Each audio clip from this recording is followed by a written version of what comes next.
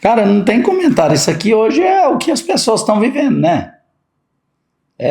Então, muita gente está vivendo com Jesus aí por aquilo que Jesus pode dar. Mas e se Jesus tirar isso da galera? Como permitiu tirar de Jó? Como é que a gente vai se comportar nesse evangelho? Jesus, eu já ouvi palavras do cara dizer assim, olha, se Jesus não te der isso, ele é mentiroso, que a palavra dele diz que ele te dá. Mas, na verdade, não é. O evangelho não é sobre dar, né? Coisas aqui na terra, nunca foi. O evangelho é sobre salvação, sobre vida eterna, sobre estar com Cristo e principalmente sobre amar a Cristo, acima de todas as coisas. Qual é os 2 primeiros mandamentos? Amarás ser o teu Deus, é o teu próximo, não tem outro. O resto é consequência disso. Isso é que as pessoas não entendem. Eles colocam isso como prioridade. Não é prioridade, isso é consequência. Aquilo que eu vou receber em vida é consequência da vida que eu tenho com Deus. O que você faria se Jesus dissesse para você: você quer me abandonar? Fique à vontade. João capítulo número 6 é exatamente isso que Jesus está fazendo. Uma multidão abandona muitos discípulos e ficam ali apenas os seus discípulos e ele olha para eles e diz: e vocês não querem ir também? Porque na verdade Jesus estava capacitando, preparando o coração dos seus discípulos para aquilo que ele tinha com eles no futuro. Que essa palavra venha mexer com a estrutura da sua fé, da sua casa, da sua família. Hoje eu quero falar sobre o tema o dia da decisão. Está registrado em João, capítulo número 6, e o verso de número 66, que diz assim: à vista disso, muitos dos seus discípulos o abandonaram e já não andavam com ele. Capítulo número 6 de João, Jesus vai falar sobre um discurso duro para eles, um discurso sobre o pão que desceu do céu, sobre a sua carne, sobre o pão que é que aquele que crê em mim tem a vida eterna, eu sou o pão da vida. Um discurso totalmente celestial, totalmente falando a respeito da obra espiritual que ele veio fazer, do resgate que ele veio fazer. E ele realmente queria saber quem era quem. Na verdade ele já sabia, mas geralmente perto de Jesus sempre vai se manifestar quem é quem. Foi assim na mesa, né, na última ceia, foi assim com vários fariseus, com seus discípulos, e ele lança essa mensagem e espera a reação de cada um, não porque ele não saiba, mas porque ele espera exatamente como que as pessoas vão reagir àquilo que ele ensina. E a primeira coisa que nós aprendemos aqui é no capítulo número 6, que Jesus já havia feito muitos milagres, e o povo estava querendo fazer dele um rei, né, após aquela grande multiplicação de pães e peixes. E Jesus conhecia o coração da multidão. Jesus sabia o que tinha no coração deles. E ele não queria apenas seguidores pelo pão multiplicado. Ele não queria seguidores pelo tanto de peixe que multiplicou. Que esse é um dos grandes problemas dos nossos dias, né? As pessoas querem o que Jesus dá, mas não querem o que ele é, né? Eles querem as suas mãos, que dá tudo para eles, mas eles não querem estar aos seus pés.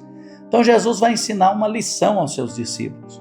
Jesus vai falar realmente qual é o verdadeiro significado do evangelho. Ele não queria uma multidão que estava lá ovacionando ele, querendo que ele se tornasse rei político daquela época, né, que era o que eles esperavam, a libertação do governo de Roma, esperava a vinda do Messias, rei político, e na verdade ele veio como Messias, um rei espiritual, para nos resgatar do pecado, da maldade. O seu discurso na sinagoga era duro. Por que era duro? Por que o discurso de Jesus foi duro? Se você ler João 6, você vai...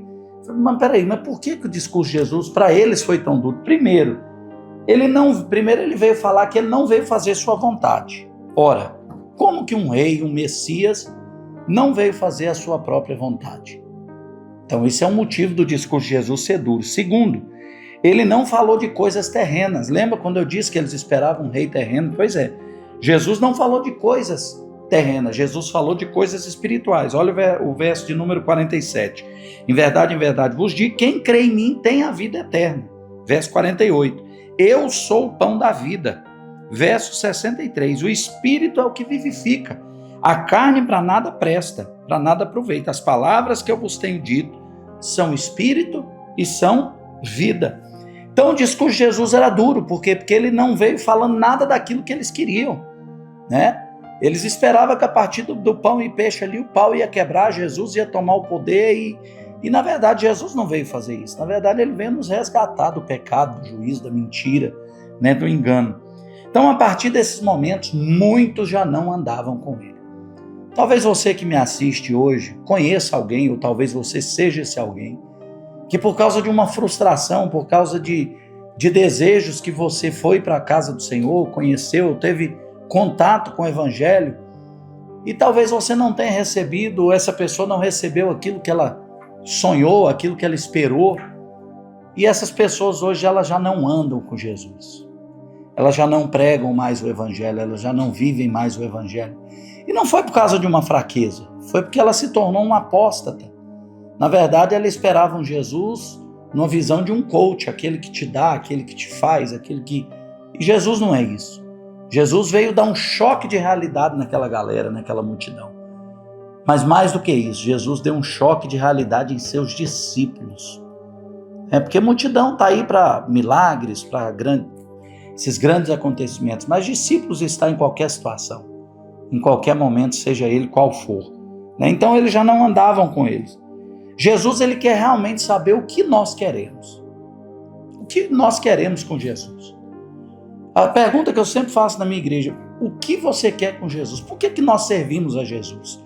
O verso de número 67 vai falar muito sobre isso. Vai dizer o seguinte: então perguntou Jesus ao 12, porventura vós também não quereis ir ou retirar? Ele nos dá a opção, não é uma obrigação ser discípulo do Senhor. Ele deu a opção aos discípulos. Por quê? Porque ele quer saber o que realmente tem dentro do nosso coração. Ele quer saber o que realmente nos motiva todas as manhãs a fazer a nossa oração, crendo que ele é o Deus da nossa vida, né? E aí Pedro começa a entender a visão. Gente, a melhor coisa que existe no Evangelho é quando você consegue entender a visão. Eu me emociono muito porque a fase de maturidade espiritual é algo extraordinário.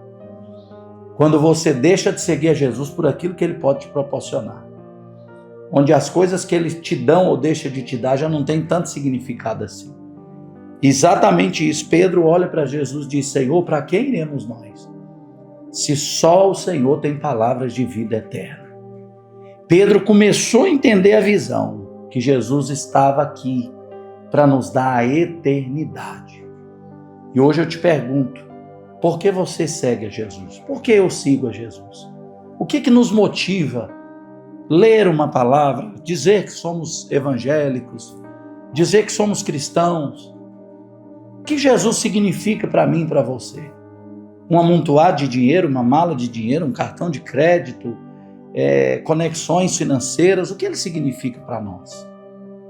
Jesus começou a revelar aos seus discípulos, né? Pedro vai dizer: Senhor, nós não temos para quem ir, ninguém tem o que o Senhor tem. Ninguém está nos dando o que o Senhor está nos dando, que é a eternidade. Pedro começa a entender e aqui nós aprendemos a gratidão pela eternidade. Gente, nós estávamos perdidos. Nós estávamos perdidos, longe de Deus. A Bíblia diz que nós estávamos debaixo da ira de Deus. A vontade de Deus era nos matar. A vontade de Deus era nos consumir. Mas Jesus veio como o Cordeiro de Deus que tira o pecado do mundo. Ele veio para nos perdoar, ele veio para nos orientar, ele veio para nos levar a Deus de volta. Sempre haverá ingratos, traidores, verso de número 70, né? Vai dizer assim: replicou-lhe Jesus: não vos escolher eu em número de 12, contudo um de vós é o diabo. Deixa eu dizer uma coisa: não se escandalize quando vê alguém se comportar totalmente contrário ao que o Evangelho ensina, não. De 12 homens que andavam com Jesus, um era ladrão e endemoniado. Deixou que o diabo entrasse no coração dele por causa de 30 moedas. Porque ele nunca acreditou realmente no que Jesus podia fazer como Pedro acreditou.